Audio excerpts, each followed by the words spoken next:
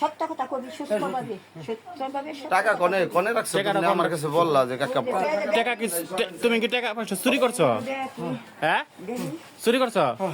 হ্যাঁ কত টাকা চুরি করছো এই যে মাই ব্যাগ আর ল্যাপটপ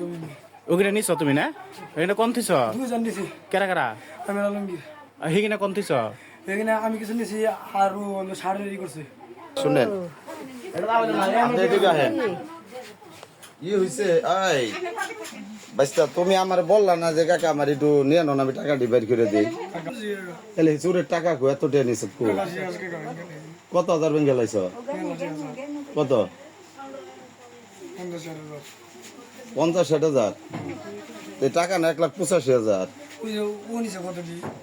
তাহলে হে টাকা একটাও নেই তোর কাছে এই কম্পিউটার কোনে তাহলে তুই আয় এই কম্পিউটার দোকানে যাই ই করো আয় আয় দুজনে মিলে বের করে দিবে আচ্ছা তুই আয় আমার কথা শোন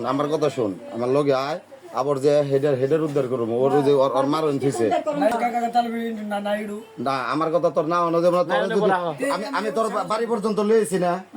তুই বলছস তাহলে তুই আমার লগে আবার আয় আমি আবার তো ওরে নিয়ে তোরে নিয়ে সাটরে যাম কেউ তোর আর যদি একটা চড় দেয় আমি বুঝো মা চুকো না আসো এই অবস্থা যাবো হ্যাঁ এমন যাবে এটা কিন্তু গাইতে খালি